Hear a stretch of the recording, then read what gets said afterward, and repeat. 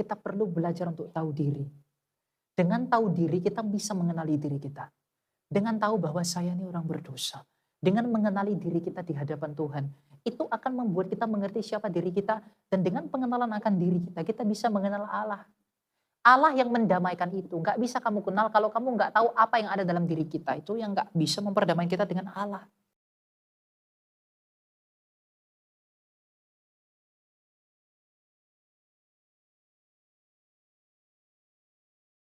Mari kita berdoa. Tuhan, terima kasih Engkau mempertemukan kami kembali pada kesempatan ini. Terima kasih Engkau telah memberikan kekuatan bagi kami untuk tiba pada saat ini. Tuhan, terimalah kami padamu sendiri dan layakkanlah kami untuk dapat mendengarkan kebenaran-Mu. Tuhan, hiburkanlah kami oleh kehadiran-Mu dalam hati kami dan berikan kami kemampuan untuk dapat melihat dan juga mendengar kebenaran-Mu. Terima kasih Tuhan, ampuni dosa dan pelanggaran dari hamba-Mu dan permalukan ketidakmurniannya, dan Engkau yang menolong kami semua untuk semakin dekat kepadamu. Terima kasih dan pujilah Engkau Tuhan kami Yesus Kristus dengan Bapa-Mu yang baik dan Roh-Mu yang kudus, untuk sekarang dan selalu dan selama-lamanya. Amin. Ya, shalom Bapak Ibu. Silakan duduk, terima kasih. Hari ini adalah sesi terakhir dari saya di tempat ini. Saya tidak tahu ada ibadah lagi, saya tidak tahu. Cuma kita akan belajar, kalau tadi kita belajar tentang bagaimana kita harus mengikuti Yesus, bahwa ternyata dalam mengikuti Yesus itu yang memuaskan jiwa daripada manusia adalah kehadiran Kristus itu sendiri. Kita itu tidak bisa dipuaskan oleh apapun yang ada di dunia ini. Jiwa kita itu rindu pada kekekalan. Maka sekalipun dia kaya, sekalipun dia besar, dia bisa hampa. Sekalipun dia terhormat, dia bisa kesepian. Sekalipun dia hebat, dia bisa tetap merasa kosong. Karena jiwa itu tidak bisa dipuaskan oleh hal-hal duniawi. Jiwa itu hanya dapat dipuaskan oleh Dia, sumber dari mana jiwa itu berasal. Nah, hari ini kita akan belajar tentang apa yang Kristus mau, apa sebenarnya yang Yesus Kristus kehendaki bagi kita manusia. Apa yang Yesus dalam pelayanannya minta kepada Bapaknya, yang oleh karena itu Dia sampai datang ke dunia ini. Dalam Injil Yohanes yang dituliskan oleh Rasul Yohanes, pasal yang ke-17 ayatnya yang ke-24. Ini doa Yesus yang sangat indah, yang mungkin kamu gak akan pernah dengar dari siapapun. Tuhan kita berkata begini, "Iya Bapa, aku mau supaya di mana aku berada, mereka juga berada bersama aku. Mereka yang telah Engkau berikan kepadaku, agar mereka memandang kemuliaanku yang telah Engkau berikan kepadaku, sebab Engkau telah mengasihi aku sebelum dunia dijadikan. Iya Bapa yang adil, memang dunia tidak mengenal Engkau. Tetapi aku mengenal Engkau, dan mereka ini tahu bahwa Engkaulah yang telah mengutus aku. Aku telah memberitahukan namamu kepada mereka, dan aku akan terus memberitahukannya, supaya kasih yang Engkau berikan kepadaku ada di dalam mereka, dan aku di dalam mereka."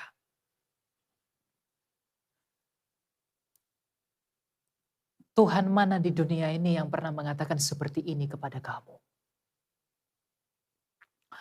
Dari banyaknya seluruh iman dan kepercayaan, mereka menawarkan surga. Kalau kamu ini, kamu surga.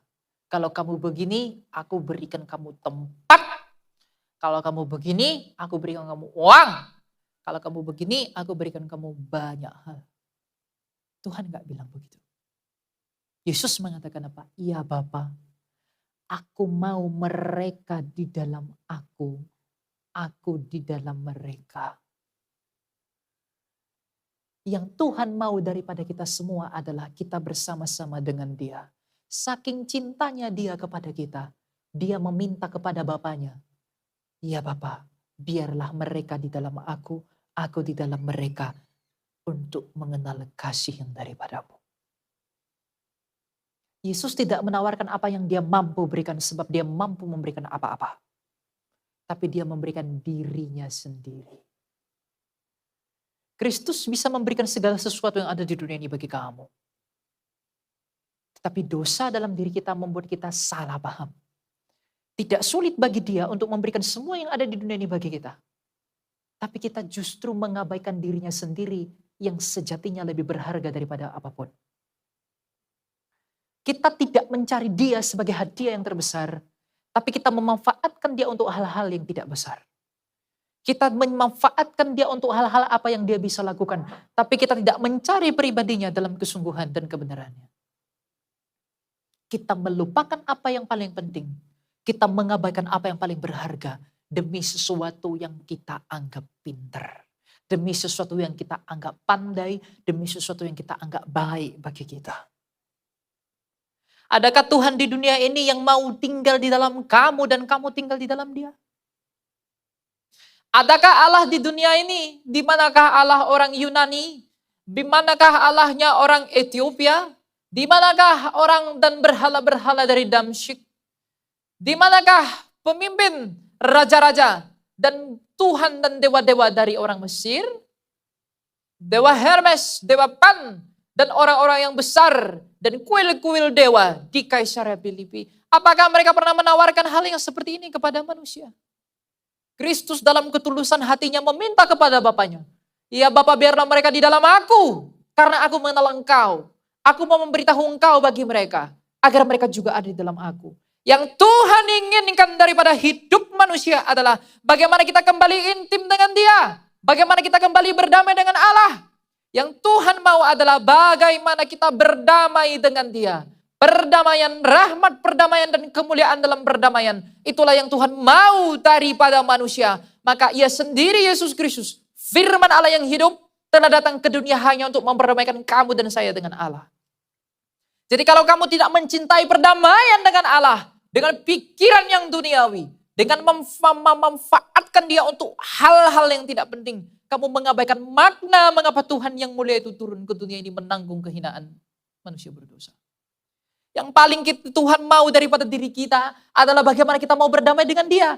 Tapi bagaimana caranya aku berdamai dengan engkau ya ilahi? Aku tahu bahwa satu-satunya agar aku bisa diperdamaikan di dalam jalan-jalanmu yang mulia adalah aku datang kepada engkau ya Yesus Kristus. Agar aku bisa diperantarai oleh engkau imam besar yang agung. Aku hanya bisa mengikut Yesus. Satu-satunya cara bagaimana kita bisa berdamai dengan Allah hanya melalui Yesus Kristus. Karena melalui perdamaian itulah kita bisa menerima rahmat yang baik. Melalui perdamaian itulah kita bisa hidup dengan baik. Hidup yang baik bukan jadi kaya. Hidup yang baik bukan jadi besar. Hidup yang baik bukan tentang kita memperoleh semua yang kita mau. Tapi hidup yang baik adalah bagaimana kita mengerti, bagaimana kita intim dengan kehendak Allah. Sebab para rasul dalam kehidupannya yang serba menderita, dalam kehidupannya yang serba sulit dalam mengikut Tuhan dan memikul salib, dan menanggung seluruh bagian yang menjadi kepemilikan mereka dalam hidup mereka. Mereka tetap setia kepada Yesus Kristus. Jadi yang Tuhan mau adalah perdamaian. Tapi bagaimana caranya kamu dan saya berdamai dengan Allah? Di dalam Yesus. Kita menerima rahmat perdamaian di dalam Tuhan melalui Yesus Kristus. Bagaimana caranya kita memperoleh itu semua? Kita nggak bisa mungkin diperdamaikan kalau kita nggak mengerti apa yang membuat kita bermusuh dengan dia. Apa yang membuat saya bermusuh dengan engkau ya yang ilahi? Sekalipun aku di dalam gereja, sekalipun aku mengikut engkau, sekalipun aku mengikut katekumen, sekalipun aku ada menerima tubuh dan darahmu, tapi apakah aku sudah benar-benar mau berdamai denganmu dan tidak hidup dalam permusuhan denganmu? Kalau kita mau berdamai dengan Allah sebagaimana kerinduan Tuhan kita Yesus Kristus, kita harus melepaskan hal-hal yang membuat kita bermusuh dengan dia. Apa musuh daripada Allah? Apa musuh daripada Yesus Kristus? Dia Tuhan yang rendah hati itu, musuhnya adalah kesombongan. Musuhnya adalah ketamakan. Musuhnya adalah kelicikan. Dan musuhnya adalah dosa. Jadi bagaimana kita mungkin bisa hidup dalam perdamaian dengan Tuhan jikalau kita pada hari ini tidak menyadari bahwa kita adalah orang-orang yang masih bermusuh dan menciptakan permusuhan dengan Allah. Sadarilah hari ini sebelum terlambat. Dengarkanlah ini sebelum telingamu tak dapat mendengar. Dan sadarilah ini sebelum matamu tak dapat melihat. Bagaimana kemudian di dalam Tuhan hidup kita tak dapat berguna apa-apa. Tanpa perdamaian dengan yang ilahi. Hidup yang datang dari ilahi akan berpisah dengan ilahi untuk selama-lamanya. Maka kita perlu berdamai dengan Tuhan. Caranya bagaimana? Kamu lihat dirimu dulu. Kamu menyadari siapa kamu di hadapan Tuhan. Oh Tuhan, ternyata saya sombong. Oh Tuhan, ternyata saya orang bejat. Tuhan, ternyata saya orang licik. Tuhan, ternyata saya tidak rohani. Saya berpikir saya telah berdamai denganmu, tapi sikap-sikapku yang tak mau kutinggalkan ini telah membuatku tidak berdamai dengan engkau. Yang membuat kita bermusuh dengan Allah adalah keputusan kita untuk tetap mempertahankan harga diri. Untuk bisa tetap mempertahankan keakuan. Untuk tetap bisa mempertahankan nama kita. Tapi kita tidak membayangkan bagaimana Tuhan Yesus Kristus yang duduk dalam tahta yang mulia telah datang ke dunia meninggalkan kemuliaannya hanya demi menyelamatkan kita yang hina ini. Kita tidak menyadari itu. Jadi kalau kamu hidup berdamai dengan Allah agar damainya Allah ada dalam kamu. Kamu harus merasa perlu diperdamaikan. Dan untuk kamu diperdamaikan, kamu perlu menyadari bahwa ada sesuatu dalam diriku yang membuat aku bermusuh dengan Allah. Apa itu dosa? Tujuan Tuhan datang ke dunia ini menyelesaikan, memberantas dosa agar kita diperdamaikan. Sekarang kenapa kamu tidak berjuang untuk mengenali itu? Mengapa kamu tidak mencari itu? Mengapa kita menyia-nyiakan hal-hal yang benar dan yang berharga itu? Rahmat yang terbesar daripada Roh Kudus, seperti perkataan Yesus Kristus. Jikalau roh itu, penolong itu, jikalau penghibur itu datang kepada kamu, ia akan menginsafkan dunia akan dosa. Berkat terbesar bagi manusia adalah ketika dia sadar dia berdosa dan kesadaran itu akan menuntut dia datang kepada Kristus. Selama kamu tidak mau mengakui dosamu, selama kamu tidak mau menyadari dosamu di hadapan Tuhan dan hatimu tidak dihancurkan, tidak mungkin kamu bisa mengalami perdamaian. Maka tugas orang Kristen sebenarnya bukan jadi ini, jadi itu singkirkan dulu.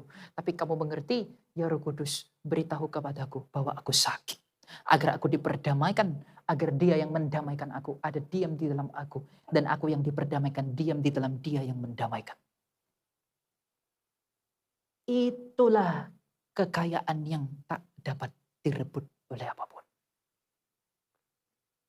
Berapa banyak pun uang di saldomu, ada tukang tipu dari judi online, itu hilang.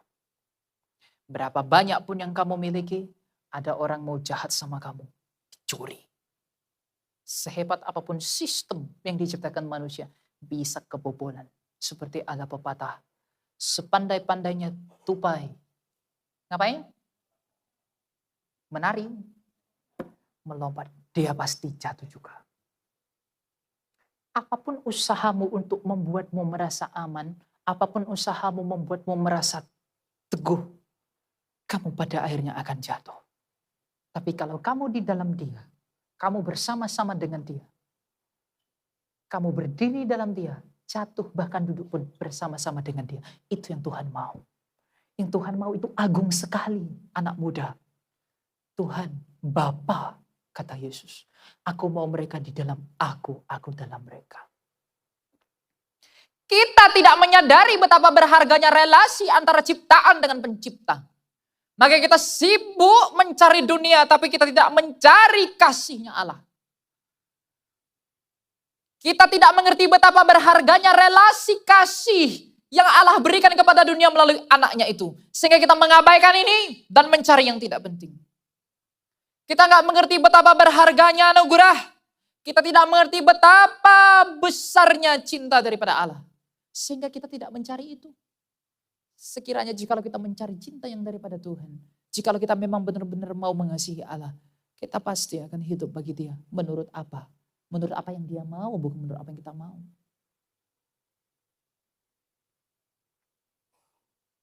Nyawanya telah dia berikan demi perdamaian. Tapi kita nggak menghargai dia kan?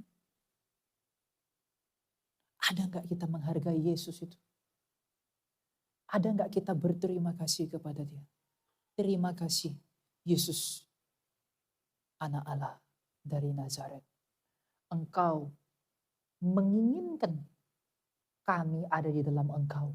Tapi yang kami inginkan adalah ingin selalu lepas darimu dengan semua yang sia-sia. Bodoh sekali kita manusia ini. Jahat.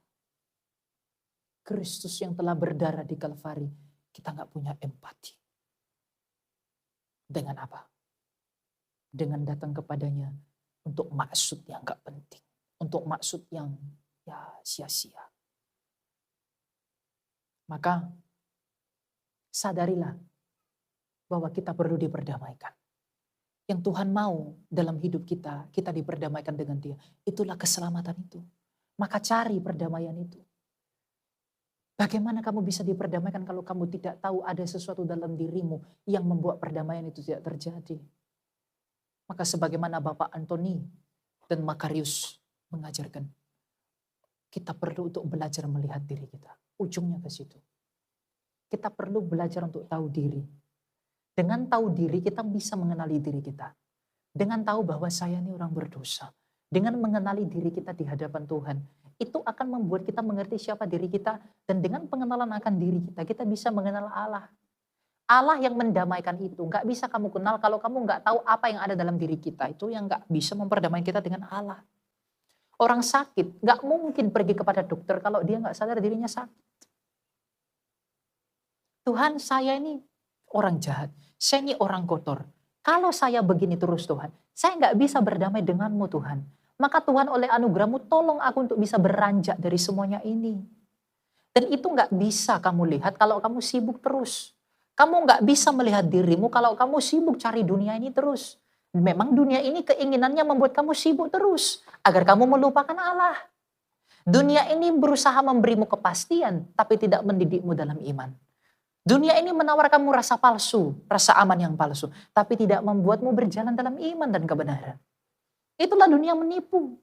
Dunia ini menipu kita seolah-olah dunia ini adalah solusi untuk semua pergumulan kita. Tapi semakin kita kejar, semakin kita terpuruk. Semakin kita berusaha mendapatkan, semakin kita diperbudak.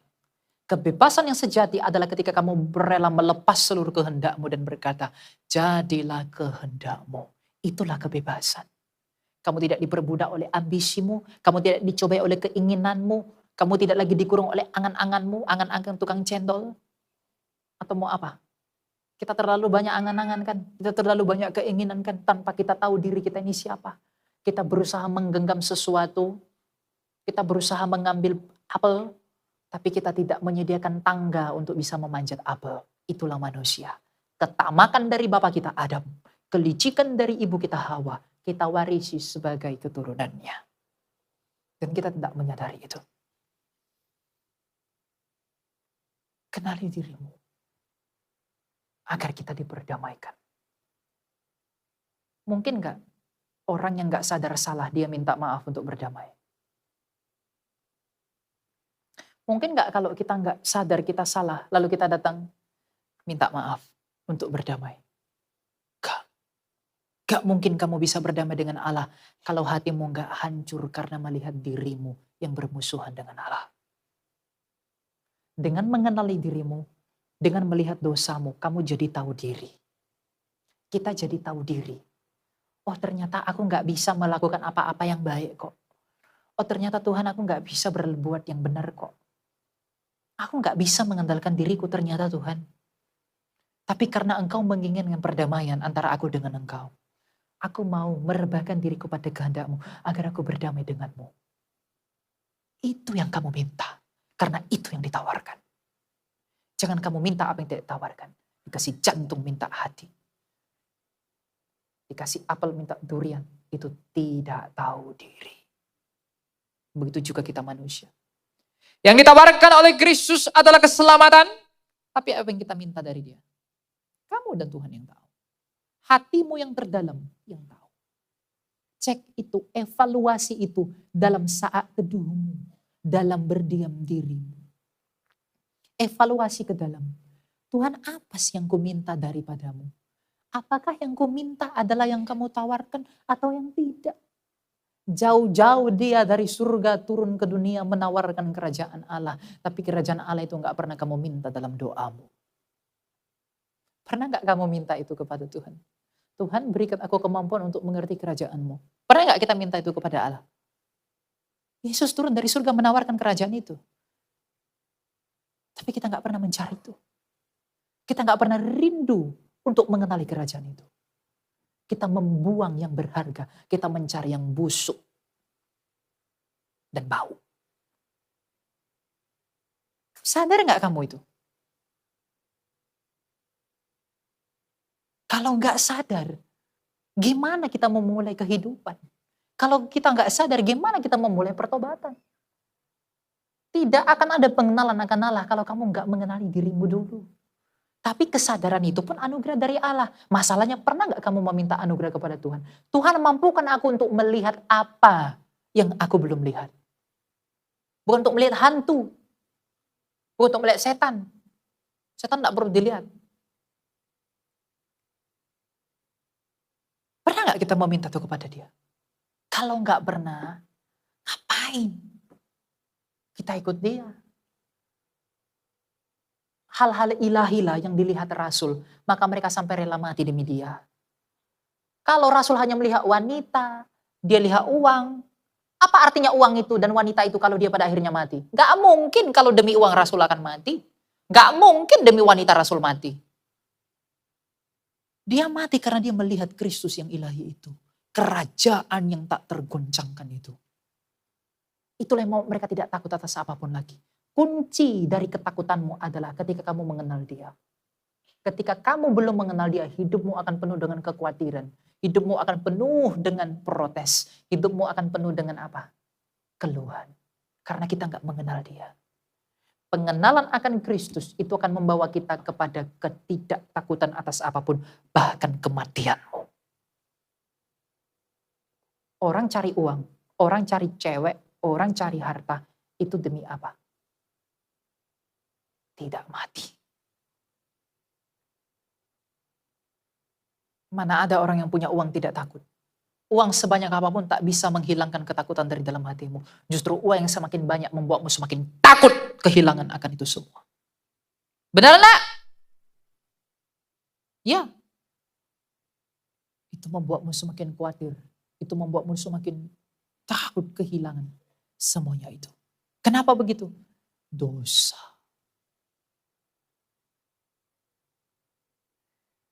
Kunci menjalani hidup ini adalah pengenalan akan Kristus. Hanya dia yang tak mampu digenggam oleh kematian. Semua orang kaya, semua orang hebat, semua orang pintar telah ditelan oleh tanah.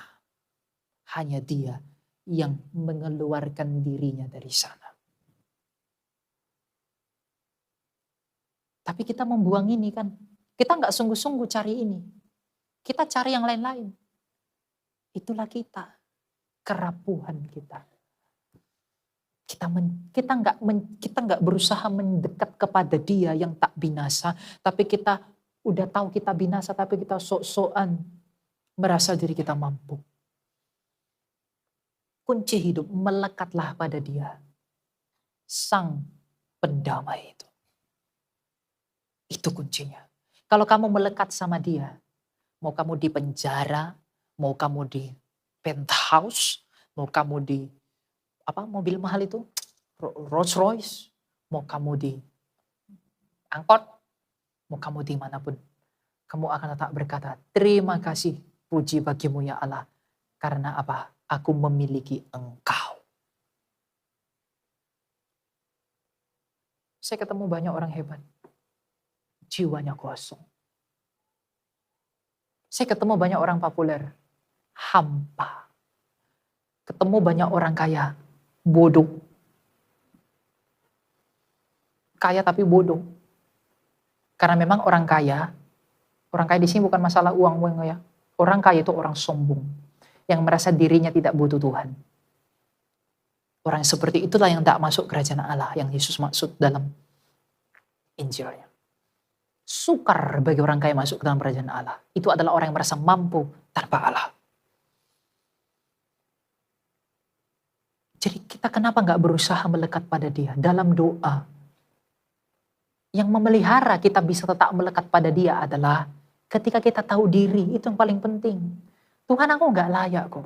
Tuhan, aku nggak mampu. Tuhan, aku nggak bisa. Aku nggak mengerti semua peristiwa ini. Aku nggak mengerti apa-apa Tuhan. Maka Tuhan tolong aku untuk bisa dekat denganmu. Tolong aku untuk bisa mengikut Engkau. Dengan demikian kamu tetap di dalam naungannya. Kamu nggak berusaha mencari celah untuk keluar dari perlindungannya. Tapi ego nafsu dalam diri kita ini berusaha, kita merasa pandai. Kita ini berusaha mau keluar daripada naungan Allah. Kita bilang, aku mau bernaung di dalam Engkau. Aku mau berlindung di dalam Engkau. Tapi kamu membuat definisimu sendiri tentang semuanya itu. Kamu membuat Yesus-Yesusmu sendiri. Kamu mengimajinasikan Yesus buatanmu. Kita berentan begitu. Ada keinginan dalam hati, comot ayat Alkitab, bentuk Yesus sendiri. Yaitu manusia, orang berdosa. Melakukan apa yang dia nggak ngerti. Maka belajar untuk membaringkan dirimu di dalam kehendak Allah. Itu yang paling penting. Ingat ya, di dalam hidup bagi kehendak Allah tidak akan ada pernah penyesalan. Sekalipun hidup terlihat susah. Belajarlah kepada para rasul. Mungkin kalau ke Tuhan Yesus terlalu tinggi. Coba belajar kepada rasul. Aduh, saya kagum dengan mereka itu. Kamu gak dapat apa-apa loh rasul ikut Yesus. Kamu gak dimuliakan loh di dunia ini. Kamu gak jadi orang hebat loh. Kamu gak seperti apa-apa loh. Tapi entah bagaimana jiwamu, wahai Rasul, bisa melihat betapa indahnya perdamaian dengan Allah itu. Sehingga engkau tidak takut mati demi dia. Saya nggak bilang kamu harus mati hari ini.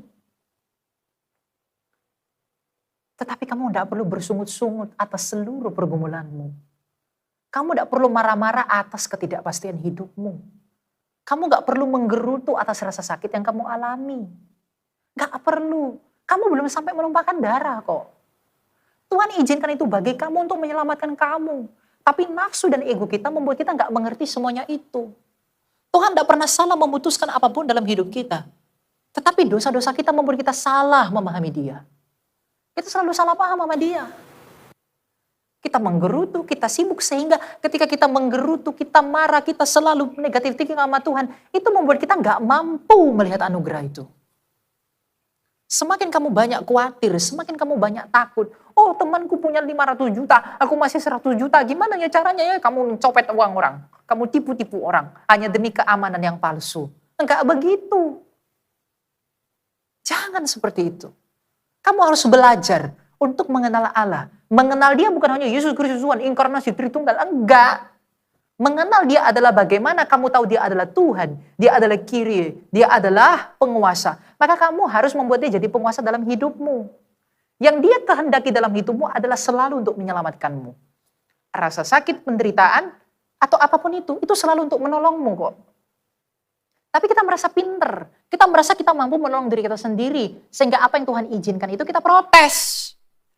Kita menghabiskan banyak waktu untuk protes, bukannya menggunakan waktu yang banyak itu untuk mengenali kehendak Allah, tapi kita malah protes-protes. Itulah yang membuatmu tetap di situ. Itulah yang membuat kita nggak bisa selamat. Nggak ada penyesalan orang mengikut Tuhan. Tidak ada rasul yang menyesal walaupun dia mati martir, walaupun dia bersimbah darah, walaupun dia dipenjara, walaupun dia disalibkan terbalik, walaupun Markus ditarik kuda, meskipun Bartolomeus begitu dianiaya, meskipun Yohanes digoreng-goreng di minyak panas, tidak ada penyesalan bagi mereka karena mereka mengerti mereka mati demi sesuatu yang tak dapat dihadirkan oleh dunia. Kenapa kita nggak berjuang untuk memiliki pengertian itu? Bukan untuk mencari kemuliaan, tapi setidaknya itu menjadi kekuatanmu selama hidup di dunia ini untuk bisa setia. Yang membuat orang murtad apa sih? Kesusahannya, ketakutannya. Dia berusaha mendapatkan sesuatu dari dirinya sendiri. Itu dia temukan itu di tempat lain, dia pergi ke sana, dia tinggalin Yesus. Jangan hidup dalam ketakutan. Jangan hidup dalam kekhawatiran. Apapun seberat, apapun yang kamu alami saat ini, itu untuk menyelamatkan kamu. Percaya itu dulu. Jikalau Kristus Tuhan yang baik itu tidak memikul beratnya salib, mungkinkah ada gereja? Mungkinkah ada perdamaian? Jikalau ia tidak menanggung mahkota duri yang ditimpakan kepadanya, mungkinkah ada keselamatan? Tidak ada. Jadi kalau Tuhan mengizinkan sesuatu yang berat dalam hidupmu, jangan buru-buru marah. Jangan buru-buru protes. Jangan langsung pengen disembuhkan. Jangan langsung pengen ini. Jangan, tanya dia dulu. Tuhan, apa kehendakmu? Ajari aku untuk mengenal itu. Agar penderitaanmu gak sia-sia. Agar rasa sakit yang kamu terima itu gak sia-sia. Tapi kamu mengerti sesuatu dari semuanya itu yang Tuhan ajarkan. Itulah yang paling penting. Dengan sikap hati seperti itu, kamu berdamai dengan dia. Kamu gak hidup bagi dirimu sendiri. Kamu tidak hidup dalam permusuhan dengan dia, tapi kamu benar-benar mengatakan, jadilah demikian. Itulah perdamaian. Nggak ada perdamaian tanpa kerelaan. Kamu harus rela menerima kenyataan bahwa ya memang saya seperti itu kok Tuhan. Belajar dari situ. Dengan demikian hidupmu akan dipenuhi dengan damai yang tak bisa dibeli oleh apapun. Bukankah kedamaian dan ketenangan yang dicari oleh orang? Bukankah ketenangan yang dicari oleh uang? Bukankah ketenangan yang dicari oleh kesehatan? Bukankah ketenangan yang dicari oleh kepintaran?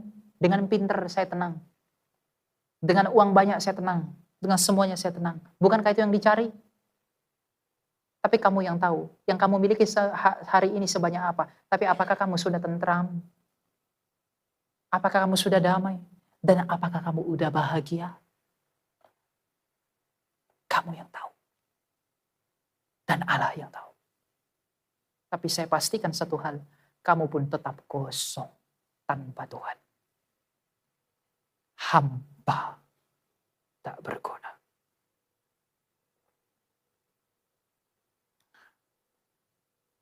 Orang kaya di Lazarus, di kisah orang kaya dan Lazarus itu, setiap hari berpakaian kain lenan halus berwarna ungu, dia dipermuliakan oleh tampak demikian.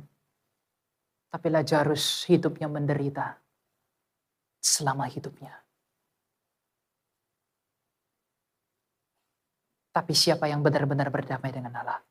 Yang menderita itu. Saya mau mengajak Bapak Ibu untuk mengerti. Di dalam rasa sakit, di dalam penderitaan, di dalam ketidaknyamanan, disitulah kamu bisa menemui Allah. Kamu gak menemui Allah di gunung emas. Kamu gak menemui Allah di kursinya raja. Kalau orang Majus tidak ke kandang domba, dia pergi ke kursinya kaisar, dia gak ketemu Yesus. Allah itu bekerja melalui hal yang tampak suram dalam hidup kita. Maka terimalah semua sebagai keputusan Allah untuk keselamatan kita. Tapi untuk mengerti seperti ini pun kita butuh anugerah Allah kok. Mungkin hari ini kamu bingung, kok begitu sih? Kok jadi begini? Kok begini ikut Yesus itu? Mungkin kamu bingung, nggak apa-apa kamu bingung-bingung hari ini. Tapi kelak kamu akan mengerti kalau kamu setia. Murid juga awalnya bingung-bingung kok ikut Yesus. Kok saya diajak ke sini? Kok saya dibilang batu karang, kata Petrus. Kok saya dibilang tubuh dan darahnya, masuknya apa sih? Murid-murid itu kamu pikir sebelum Yesus bangkit dia mengerti semua? Tidak. Murid-murid Josephus Flavius, sejarawan Yahudi mencatatkan perubahan murid terjadi secara drastis ketika Kristus bangkit. Makanya ketika Yesus disalib ada yang lari. Petrus mengintip-ngintip, Markus entah kemana. Yang nemenin dia cuma Yohanes. Karena mereka pun masih bingung-bingung. Kalau Rasul aja bingung, apalagi kamu dan saya masih bingung ngajar. Tetapi kebangkitan Kristus membuat semangat mereka semua memutuskan satu hal. Apapun itu, biarlah hanya dia yang tersisa, kata Rasul. Nah hari ini, kenapa kita tidak mau meminta itu kepada Tuhan? Kenapa kita hanya minta yang di dunia-dunia ini yang gak penting-penting ini? Kamu mau sekaya apa sih? Sebanyak apa kau makan nasi? Bisa kamu makan 5 karung nasi sehari? Nggak bisa kan? Nanti makin makan banyak gula. Makan seafood banyak kolesterol. Stroke, mati. Semua mati. Yang nggak enak, yang enak juga semuanya mati. Nggak ada yang kuat di dunia ini. Sadari itu. Oh ternyata Salomo mengatakan semuanya sia. Semuanya sia. Kamu ingin memiliki apa yang Salomo miliki kan? Tapi kamu lupa perkataan Salomo setelah memiliki semuanya itu. Sia-sia. Kenapa? Karena ada yang lebih tinggi daripada itu semua. Allah sendiri. Cari itu. Anak muda, cari itu. Jangan kamu bisa, TikTok itu. Apa itu tren TikTok hari ini? Yang Kicau. Tahap kicau itu. Kamu kicau hafal 2 menit, langsung goyang-goyang. Tapi kamu tidak mau membaca Alkitab 2 menit aja. Ya kan? Kamu tahu tren-tren global. Kalau ditanya, waktu itu Lisa Blackpink pakai baju apa? Kamu tahu. Pakai baju putih. Lalu waktu itu tanya, Yesus waktu itu hadir di perkawinan siapa? Kamu enggak tahu. Mati. Cilaka sudah. Kenapa begitu? Kamu tahu yang duniawi. Tapi bahkan untuk yang rohani kamu enggak tahu. Padahal jiwamu rindu hal-hal yang rohani. Anak muda sekarang joget-joget nomor 1. Tren di TikTok. Veronica kok. Semua hafal. Ada yang bilang, ini yang benar, ini yang benar, ini yang benar. Tapi nggak ada tuh orang yang ngomong, Yesus tuh Tuhan itu anaknya siapa? Anak Allah atau anak apa? Nggak ada yang tertarik dengan itu. Yang tertarik, Veronica kok ini siapa? Ya, mengenai Yesus ini nggak tertarik baginya, terlalu flat. Tapi Veronica ini menarik sekali. Ya enggak, anak muda? Nggak usah nunduk-nunduk. Ya kan? Itu hal sederhana yang membuktikan kita ini miris sekali. Itu hal kecil yang membuktikan kita ini tidak tertarik kepada Allah. Itu hal kecil yang menunjukkan bahwa kita ini nggak mau sungguh-sungguh ikut Tuhan. Kita kepo siapa Veronica, tapi kita tidak kepo siapa Yesus Kristus. Padahal yang bisa menyelamatkan kamu hanya Dia. Veronica itu kamu gak kenal itu siapa? Anak Maria, suami siapa? Nah, tahu kan kamu kan? Tahu kamu, pinter untuk hal-hal itu. Yang lain-lain saya tidak tahu. Tapi ya, itu hal kecil yang membuktikan bahwa ternyata kita itu nggak cukup mengerti tentang Allah. Maka hari ini ketika kamu sadar itu, masuklah ke dalam kamarmu dan berdoa, Tuhan aku mau mengenal kamu. Tuhan aku mau mengerti kamu Tuhan, tolong aku. Aku nggak bisa kenal kamu kalau kamu nggak tolong aku. Tolong aku agar dalam hidup ini hanya Engkau saja yang menjadi kekuatan dan hanya Engkau saja yang menjadi sumber pengharapan dan penghiburan bagi hidupku. Agar ketika aku mati, aku mengakhiri semuanya di dalam dan bersama-sama dengan Engkau. Ya, itu minta kepada Tuhan. Anak muda, hidup bersama Tuhan kamu gak akan pernah menyesal. Tadi di khotbah saya yang sebelumnya saya katakan, kamu hari ini mungkin berpikir, kalau aku begitu, aku gak bisa jadi apa-apa. Salah. Agustinus mengatakan, kalau dia memberikan anaknya bagi dunia, apalagi yang ada di dunia ini. Kalau kekayaan, kalau harta, kalau jabatan itu baik bagi kamu untuk menyelamatkan kamu, tanpa kamu mati-matian minta, Tuhan akan sediakan itu. Ya, anaknya yang berharga aja diberikan apa remah-remah. Gak sukar bagi dia memberikan itu. Tapi kenapa Tuhan belum berikan? Kenapa Tuhan belum izinkan? Dia punya maksud membentuk kita dulu sebelum kemuliaan diberikan. Tujuannya hanya satu, kamu mendapat yang baik, berkat yang baik, tapi pada saat yang sama kamu selamat. Jangan kamu dapat yang enak tapi tapi selamat yang paling penting, karena itu yang Tuhan pikirkan. Gitu ya. Jadi kamu belajar untuk kenal Allah, jatuh cinta pada Tuhan. Waktu saya udah habis. Kemuliaan bagi Allah selamanya. Mari kita berdoa. Tuhan, terima kasih, kami bersyukur dan terima kasih dalam kebaikan dan pertolongan-Mu. Engkau telah memampukan kami untuk tiba pada saat ini. Engkau mengajari kami bahwa tiada hal yang lebih berguna, tiada hal yang lebih berharga selain daripada Engkau. Tuhan, biarlah kami tidak hanya berbicara, tidaklah kami hanya berkata-kata, tapi biarlah Engkau sungguh-sungguh hidup dalam jiwa kami. Puaskanlah dahaga kami sebagaimana Engkau memuaskan perempuan Samaria itu. Yang ketika dia bertemu dengan Engkau, wahai air kehidupan, ia tidak lagi mencari cinta dari manusia. Ia tidak lagi mencari air dari sumur yang fana. Tapi biarlah pengenalan kami akan Engkau membuat kami tetap teguh, tetap percaya, tetap kuat dalam hal apapun yang Tuhan izinkan dalam hidup kami. Kami ini lemah, kami ini berdosa, dan kami ini rentan. Dan Engkau tahu betapa rapuhnya kami ini. Kami gak mampu menghasilkan yang baik, tapi bersama-sama dengan-Mu ya Tuhan, tolonglah kami untuk memulai awal hidup yang baik. Ajari kami sebagaimana Engkau mengajari para murid-Mu. Kunjungilah kami sebagaimana Engkau mengunjungi Matius si pendosa itu. Dan bawakanlah kami, orang-orang berdosa ini, untuk semakin dekat kepadamu. Engkau tidak menolak perempuan bersundal yang menyeka kaki-Mu Tuhan. Jangan tolak kami orang-orang berdosa ini jikalau kami datang kepadamu kembali, meminta anugerah-Mu dengan air mata. Sebagaimana Engkau dengan rela berbaring di kandang domba yang hina, maka sudilah kiranya Engkau berbaring di dalam tubuh kami yang cemar dan berdosa ini. Ubahkanlah kami dari dalam, dan bawalah kami kepada padang pengembalaan-Mu.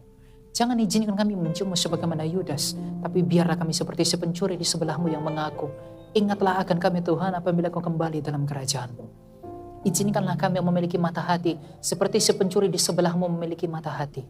Agar kami bisa melihat-Mu bukan dari kacamata duniawi, tapi kami melihat-Mu dalam kacamata rohani. Mampukan kami untuk melihat hal-hal ilahi yang dalam Engkau, agar kami bangga, kami sadar bahwa kami cukup hanya memiliki Engkau saja. Biar semuanya pergi, biar semuanya meninggalkan kami, asal Engkau tetap tinggal. Kami tak perlu takut, sebab Engkau telah menunjukkan penyertaan-Mu kepada para nabi-Mu, kepada para rasul-Mu, yang meskipun di pandangan dunia mereka tak memiliki apa-apa, tapi mereka tetap setia mengikut Engkau, karena mereka dimampukan oleh anugerah-Mu untuk melihat Engkau. Terima kasih Tuhan, terima kasih atas gereja-Mu. Terima kasih untuk para pelayan-pelayan-Mu dan juga gembala yang ada di tempat ini dan para jemaat-Mu. Engkau menjadikan diri-Mu menjadi suatu penghiburan dalam hati kami setiap masing-masing. Engkau yang menyertai kami pulang ke tempat kami masing-masing dengan berkat yang baik, perlindungan pertolongan daripada-Mu, hikmat dan penghiburan. Agar kami sampai ke keluarga kami masing-masing, tidak kekurangan suatu apapun, tapi kami menemukan sukacita untuk berbagi bersama tentang kebesaran-Mu.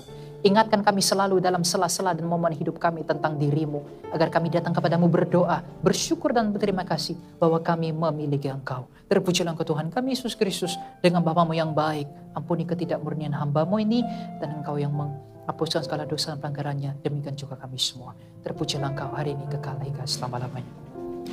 Amin.